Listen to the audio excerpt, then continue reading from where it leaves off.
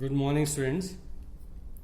In the last lecture, we have discussed the difference between small g and capital G and also the relation between them. Today, we will discuss mass and weight. What is the difference between mass and weight? So, what is mass? Mass is the quantity of matter contained in the body. Mass is the quantity of matter contained in the body, whereas weight is a force with which it is attracted toward the center of the earth.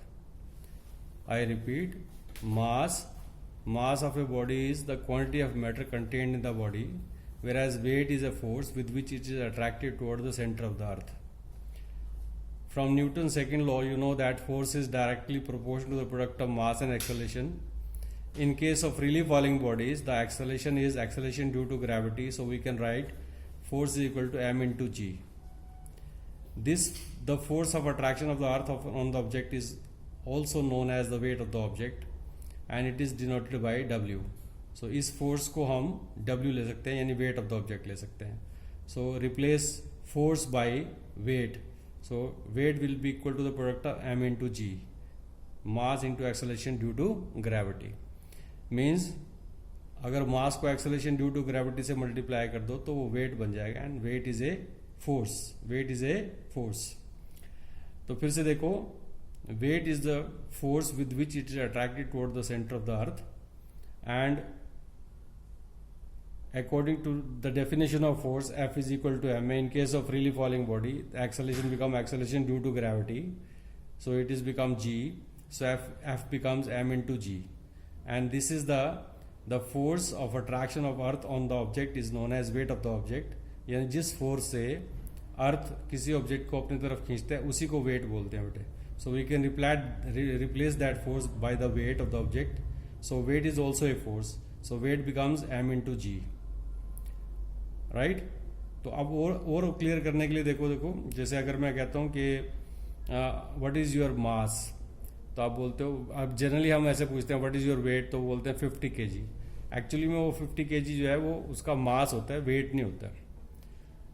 Wait तब बनेगा जब उसको हम g से multiply करते हैं. अगर g की वैल्यू 9.8 होती है, 50 को 9.8 से मल्टीप्लाई करेंगे, that becomes the weight of the object. Right? But generally हम जैसे किसी से पूछते हैं कि what is the weight, what is your weight, तो वो बोलते से 50 kg. तो एक्चुअली में वो 50 kg वेट नहीं है, उसका मास होता है बेटे. और g को अगर आप 10 ले लो तो 50 into 10 500 newton is the weight. अगर किसी ऑब्जेक्ट का मास 50 kg है तो उसका वेट अप्रॉक्सीमेटली 500 न्यूटन होगा बेटे. सो ये है डिफरेंस यहाँ पे. राइट? यानी वेट जो है वो दो चीज़ों पे डिपेंड करता है, एक मास और एक acceleration due to gravity. Right? Acceleration due to gravity की वैल्यू तो कांस्टेंट होती है on the surface of the earth 9.8, और m की वैल्यू जो है वो कांस्टेंट होती है, मतलब हर एक ऑब्जेक्ट की अलग अलग होती है. और अगर हम मास को एक्सेलरेशन ड्यू टू ग्रेविटी से मल्टीप्लाई करते हैं तो वो वेट बन जाएगा. और अगर हम इनमें पॉइंट ऑफ डिफरेंस देखें तो 5-6 पॉइंट्स बन सकते हैं. जैसे पहला डिफरेंस आएगा, mass is the quantity of matter contained in the body, और weight is a force with which is attracted toward the centre of the earth. फिर mass is a scalar quantity whereas weight is a vector quantity. Mass is measured in kg whereas weight is measured in Newton. Right? Weight का unit Newton होता है. Right? And we can find the weight by the formula W is equal to m into g. यानी mass को acceleration due to gravity से multiply करें तो weight आ जाएगा. फिर आता है mass can never be zero. Mass can never be zero. Mass कभी जीरो नहीं हो सकता. जैसे अगर किसी बॉडी का मास 50 kg है तो अर्थ पे 50 kg है तो मून पे भी कितना होगा, 50 kg होगा. मास कांस्टेंट क्वांटिटी, तो mass doesn't change from place to place, whereas weight changes from place to place because weight is equal to m into g होता है बेटे, और g की वैल्यू लैटिट्यूड के साथ चेंज करती है. राइट? तो फिर अगर g चेंज होगा तो फिर वेट भी चेंज हो जाएगा. So weight is not a constant quantity, varies with the latitude, it varies with the value of g, और g की वैल्यू चेंज होती है तो फिर वेट की वैल्यू भी चेंज होगी. फिर आता है mass can never be zero. Right? Mass can never be zero. Mass कभी जीरो नहीं हो सकता. Right? whereas weight can be 0 because W is equal to m into g और g 0 हो सकता है. आपको पता है सेंटर ऑफ द अर्थ पे g की वैल्यू क्या होती है 0, तो फिर वेट भी वहां पे क्या हो जाएगा 0. फिर आएगा mass is measured by beam balance. जो बीम बैलेंस होता है वो मास मेजर करता है, whereas weight is measured by spring balance. Weight is measured by spring balance. Mass is measured by beam balance and weight is measured by spring balance. So this is the point of difference. अगर difference बना के लिखेंगे difference between mass and weight तो ये आ जाएगा बेटा. एक बार फिर से देखो, mass is the quantity of matter contained in the body and weight is the force of attraction of earth on the object. यानी जिस फोर्स से अर्थ किसी ऑब्जेक्ट को अपनी तरफ खींचती है वही उसका वेट होता है, राइट. और वो डिपेंड करता है, डायरेक्टली प्रोपोर्शनल होता है मास के. जितना किसी बॉडी का मास ज्यादा होगा उसका वेट भी उतना ही ज्यादा होगा. ठीक है. अब आता है weight of an object on the surface of moon, right. Wait of the object on the surface of moon, क्योंकि वेट होता है m इंटू जी और मून पे g की वैल्यू कम होती है अर्थ से. जैसे अर्थ पे 9.8 है तो मून पे 9.8 नहीं होगा, क्योंकि जैसे जैसे हम हाइट पे आते हैं g की वैल्यू क्या होती रहती है बेटे, कम होती रहती है. एंड देयरफॉर वहां पे वेट की वैल्यू भी कम हो जाएगी. एक्चुअली में acceleration due to gravity on the surface of moon is 1/6 than that on the earth. तो फिर वेट भी कितना हो जाएगा 1/6 हो जाएगा. तो हम इसको प्रूव करके दिखाते हैं. देखो, कहते हैं let the mass of the object be m. कोई ऑब्जेक्ट है उसका मास m है. ये देखो, एक ऑब्जेक्ट है उसका मास m है, राइट. और हम यहाँ पे तो अर्थ पे उसके ऊपर कितनी फोर्स लगेगी, राइट. यानी अर्थ पे उसका वेट कितना होगा GMM अपॉन R स्क्वायर. ये है यहाँ पे जो कैपिटल M है वो मास ऑफ अर्थ है और small m mass of the object है. और RE जो है वो रेडियस ऑफ मास और रेडियस ऑफ अर्थ को ME और RE से रिप्रेजेंट करेंगे. तो this is the force from universal of gravitation. This is the weight of the object of mass m on the surface of earth. Earth के ऊपर ये wait होगा उसका. और अब मून पे लें तो weight of the object on the surface of moon GMM. MM मतलब मास ऑफ मून, और मास ऑफ ऑब्जेक्ट तो मून पे भी सेम रहेगा, कांस्टेंट क्वांटिटी है. और RM is the radius of moon. ये दोनों का दोनों के लिए एक्सप्रेशन है. This is the weight of the object on the surface of earth of a body of mass m and on the surface of moon ये उसका wait होगा WMM अपॉन RM का होल स्क्वायर. अब इन दोनों को table को हम divide कर देते हैं. WM को WE से डिवाइड कर देते हैं तो आएगा GMM अपॉन RM स्क्वायर, और ये रेसिप्रोकेट हो जाएगा RE स्क्वायर अपॉन GMEM. ये है मास से मास कट जाएगा, G से G कट जाएगा, तो ये आएगा WM upon WE is equal to mass of moon into radius of earth का square upon mass of earth और रेडियस ऑफ मून का स्क्वायर. ये आ गया. अब आप इनकी वैल्यू पुट कर दो. हमें इसकी वैल्यू पता होनी चाहिए. मून का मास होता है, मून का मास है 7.36 या 7.4 भी ले सकते हो इंटू 10 टू द पावर 22. और अर्थ का रेडियस है 6.4 इंटू 10 टू द पावर 6. यहाँ 6.37 लिखा है, राउंड फिगर में 6.4 ले सकते हो. और मास ऑफ अर्थ जो है वो है 6.6 इंटू 10 टू द पावर, यहाँ 5.98 लिखा है, 6 इंटू 10 टू द पावर 24 ले सकते हो.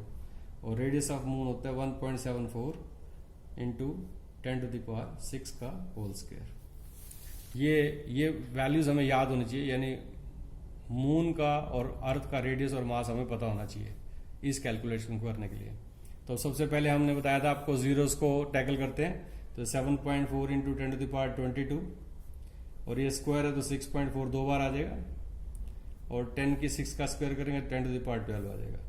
नीचे 6.4 इंटू 10 टू द पावर 24, और ये 1.74 दो बार आ जाएगा, और 10 टू द पावर 6 आ जाएगा. ऊपर जीरोस को टैकल करते हैं, बाकी सब कुछ अलग कर लेते हैं. 7.4 इंटू 6.4 इंटू 6.4, और ये 12 और मिलके ये हो जाएगा 10 टू द पावर 34, और ये हो जाएगा 6.4 सॉरी ये 6 है पूरा, 6 इंटू 10⁻1.74 इंटू 1.74, और ये 10 की पावर यहाँ पे भी स्क्वायर है तो 12 हो जाएगी बेटे। तो 12 और 24 ये हो गया 10⁻36, राइट। तो इसको सॉल्व करेंगे, ये तो जीरोस तो पता लग रही है हमारे को, ये 7.4 into 6.4 into 6.4 upon 6 into 1.74 into 1.74, और ये 34 जीरो कैंसिल हो जाएंगी तो 2 जीरो बचेंगे, नीचे 100 आ जाएगा। और इसको जब हम सॉल्व करेंगे, इसको सिंप्लीफाई करेंगे, सारे डेसिमल हटा दो आप, 74 इंटू 64 इंटू 64, और ये 6 इंटू 174 इंटू 174, यहाँ पे 1 2 3 जीरो नीचे आएंगी और 4 जीरो ऊपर आएंगे, ये 3 जीरो नीचे आ गई और 4 जीरो ऊपर चलेगी, और ये 100 तो नीचे है ही है आपका, तो ये 4 जीरो कट जाएंगी, चारों जीरो, तो आपके पास ये आएगा 74 into 64 into 64 upon 6 into 174 into 174 into 10। इसको सॉल्व करके ये 0.165 आएगा या 1/6 आएगा। सो WM अपॉन WE इज 1/6, ये आ जाएगा बेटे कैलकुलेट करके। तो इसको क्रॉस मल्टीप्लाई करेंगे तो WM is 1/6 of WE, that is the weight of the object on the surface of moon is 1/6 than that on the earth। तो ये प्रूव करना था हमारे को बेटे, एक बार फिर से देख लो। ये लास्ट आर्टिकल था, उसके बाद जो फ्लोटेशन है वो आपके सिलेबस में है ही नहीं है, तो हम डिस्कस ही नहीं करेंगे, right. We have to prove that the weight of the object on the surface of moon is 1/6 than that on the earth.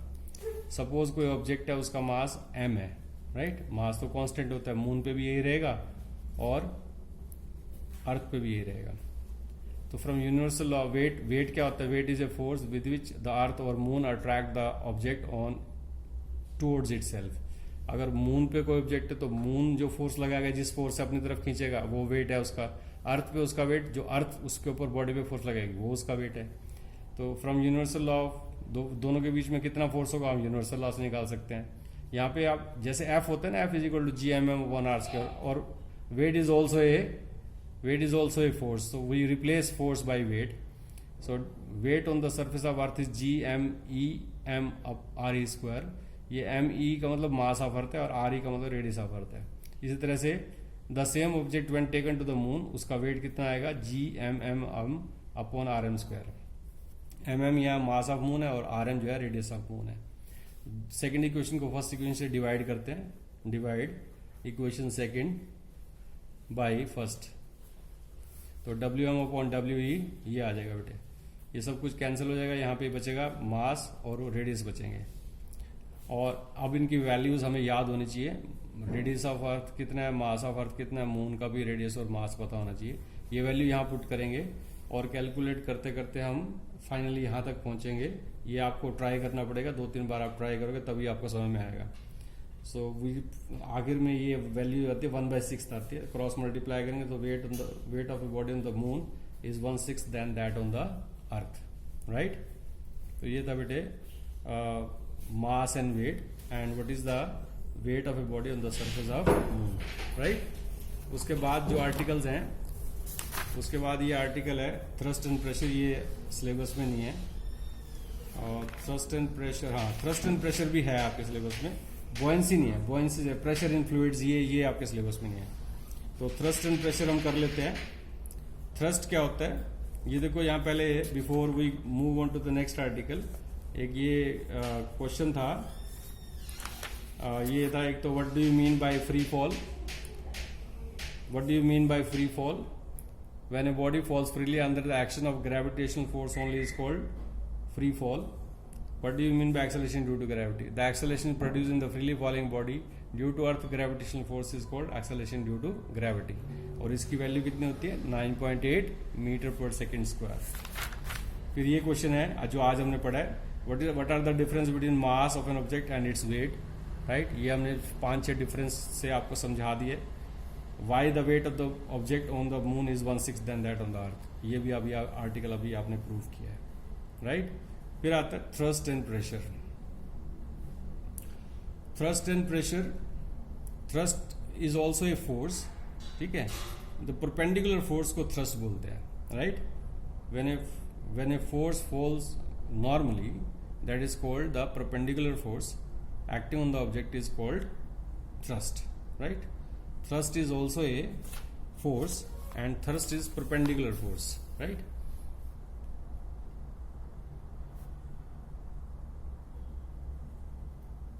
Thrust is called normal force. Normal का मतलब यहाँ परपेंडिकुलर से है बेटे, नॉर्मल का मतलब perpendicular force. When a body when the perpendicular force acting on the object is called thrust, right?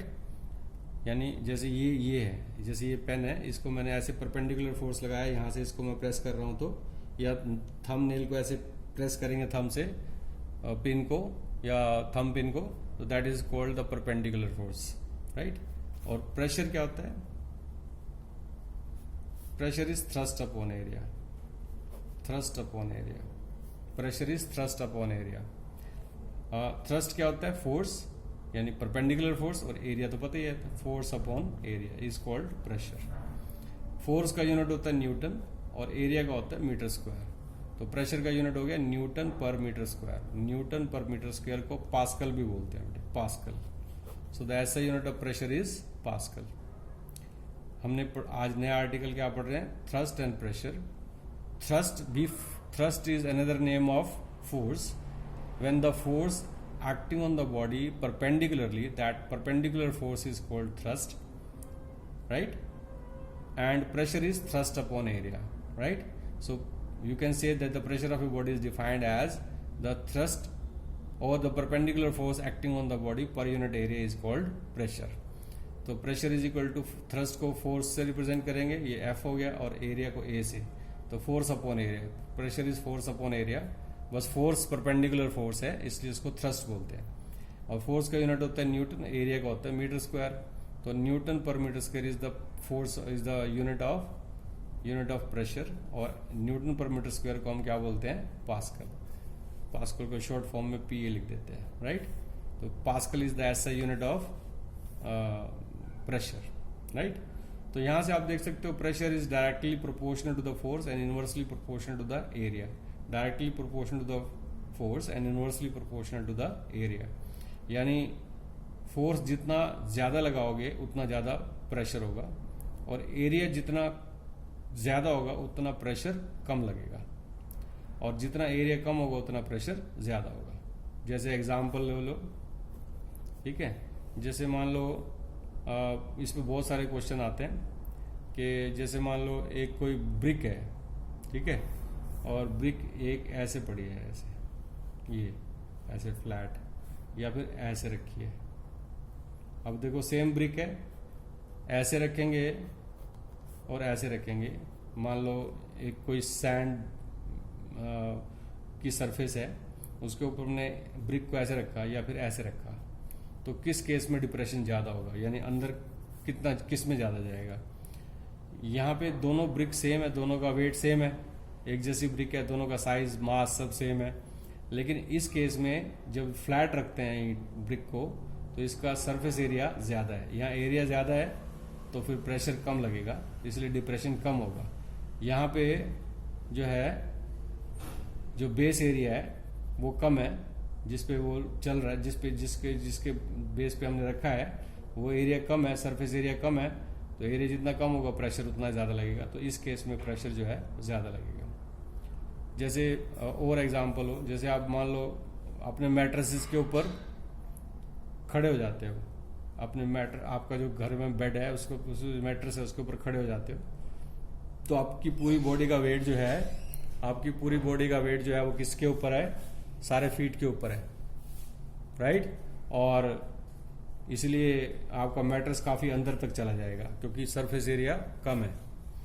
और अगर आप लाई डाउन करते हो अपने मैट्रेसेस पे तो डिप्रेशन कम होगा, क्योंकि आप पूरी बॉडी का वेट आपने लेट गए हो उस पे, तो सरफेस एरिया बढ़ गया है। सरफेस एरिया बढ़ गया तो प्रेशर उतना ही कम हो जाएगा, राइट। सो ऐसे बहुत सारे एग्जाम्पल्स आते हैं, जैसे ये आपका एग्जाम्पल दिया हुआ है आपकी बुक में, ये ब्रिक वाला एग्जाम्पल जो न्यूमेरिकल है, तो न्यूमेरिकल तो हम बाद में सॉल्व करेंगे, अभी आप देख लो। ये वही एग्जाम्पल जो मैंने अभी आपको दिखाया है, यहाँ पे सेम ब्रिक है, यहाँ पे फ्लैट पड़ी है और यहाँ परपेंडिकुलर पड़ी है। तो अब दोनों का मास तो सेम है, पर इस केस में प्रेशर ज़्यादा लगेगा क्योंकि बेस एरिया कम है। जितना एरिया कम होगा उतना प्रेशर ज़्यादा लगेगा। यहाँ एरिया ज़्यादा है तो प्रेशर कम लगेगा। तो दोनों यही पूछा है कि दोनों केस में प्रेशर किस में कम लगेगा, किस में ज़्यादा लगेगा और कितना लगेगा, ये भी निकालना है इसमें। वो न्यूमेरिकल हम बाद में डिस्कस करेंगे, बट अभी और बहुत सारे क्वेश्चन हम डिस्कस कर सकते हैं यहाँ पे, जैसे प्रेशर के ऊपर। जैसे मान लो हील्स पहन के और सैंड पे चलना हो, it is very difficult to walk on the sand with heels. Heels से चलेंगे तो क्या होगा, हील का सरफेस एरिया बहुत कम होता है, तो आपकी पूरी बॉडी का वेट जो है वो हील में आ जाएगा और सरफेस एरिया कम होने की वजह से प्रेशर ज़्यादा लगेगा। प्रेशर ज़्यादा लगेगा तो वो सैंड में बहुत अंदर तक चला जाएगा, और अंदर तक जाएगा तो नेचुरली चलना मुश्किल हो जाएगा। इसलिए जो कैमल्स होते हैं उनका जो फीट होता है उसका वो बहुत ही बिल्कुल फ्लैट होता है, उसका जो पैर होता है बिल्कुल फ्लैट होता है, जिसकी वजह से सरफेस एरिया ज़्यादा होता है तो वो प्रेशर बहुत कम लेता है, राइट। और इस वजह से वो आराम से सैंड के ऊपर चल सकता है। तो ऐसे मतलब जहाँ पे भी प्रेशर आपको बढ़ाना हो वहाँ सरफेस एरिया कम कर देते हैं, और जहाँ पे प्रेशर को कम करना हो सरफेस एरिया बढ़ा देते हैं। So pressure is inversely proportional to the area of cross section and directly proportional to the force. अगर प्रेशर बढ़ाना है तो फोर्स बढ़ानी पड़ेगी, या और अगर प्रेशर को कम करना है एरिया के हिसाब से, एरिया जितना बढ़ाओगे उतना प्रेशर कम होगा, एरिया जितना कम करोगे प्रेशर उतना ज़्यादा हो जाएगा। तो ये था थ्रस्ट एंड प्रेशर के ऊपर, थ्रस्ट एंड प्रेशर के ऊपर। और क्वेश्चंस भी आएंगे बाद में, सो will discuss those questions also. आओ देखते हैं प्रेशर के ऊपर कुछ क्वेश्चंस हैं, उनको डिस्कस कर लेते हैं। ये देखो यहाँ पे क्वेश्चन है पेज 141 पे। प्रेशर इन फ्लूइड्स हमें नहीं पढ़ना है, वहां से अब छोड़ देंगे, वो यहीं तक है, ये लास्ट आर्टिकल है। Why is it difficult to hold a school bag having a strap made up of thin and strong string. जो आपका बैग होता है, स्कूल बैग होता है, जिसको पिट्ठू बैग कहते हो, बैग पैक कहते हो, जो आप ऐसे शोल्डर पे लेके चलते हो, अगर वो थिन और स्ट्रॉन्ग स्ट्रिंग का बना होगा तो उसको होल्ड करना डिफिकल्ट क्यों होता है। देखो आपकी जो बुक्स का वेट है, वो बैग का जो पूरा वेट है बुक्स का, वो आपके शोल्डर्स के ऊपर आता है। और अगर शोल्डर्स पे वो आपके जो स्ट्रैप्स होते हैं, जो यानी स्कूल बैग के जो स्ट्रैप्स होंगे, उनका एरिया जितना कम होगा, जितना एरिया उनका कम होगा, प्रेशर उतना ही ज़्यादा लगेगा। और प्रेशर ज़्यादा लगेगा तो आपके शोल्डर छिल सकते हैं, शोल्डर पे चोट लग सकती है। तो इतना इसलिए उसके जो स्ट्रैप हैं वो वाइड बनाए जाते हैं। जितना वो वाइड करेंगे सरफेस एरिया बढ़ जाएगा, और सरफेस एरिया बढ़ेगा तो प्रेशर कम हो जाएगा। क्लियर है बेटे? ये बुआंसी वाला तो है ही नहीं आपके सिलेबस में, तो इसको हम छोड़ सकते हैं। So will discuss some more questions on thrust and pressure, right. But for today that's all. आज के लिए इतना ही करेंगे बेटे। नेक्स्ट क्लास में हम जो जितने भी न्यूमेरिकल्स हैं, जो बैक एक्सरसाइज के क्वेश्चंस हैं, जो इन बिटवीन क्वेश्चन थे वो सारे डिस्कस कर लिए हैं। जो बैक एक्सरसाइज के क्वेश्चन आएंगे ये हैं, ये हम नेक्स्ट क्लास में डिस्कस करेंगे। मैं सारे सॉल्व करके दिखाऊंगा, सारे न्यूमेरिकल्स आपको सॉल्व करके दिखाऊंगा जो आपके सिलेबस में है। ये पेज क्वेश्चन नंबर 18 तक है, फिर 19, 20, 21, 22 ये फ्लोटेशन के ऊपर है, ये हमारे सिलेबस में नहीं है बेटे। क्लियर है बेटे? That's it. ओके बेटे।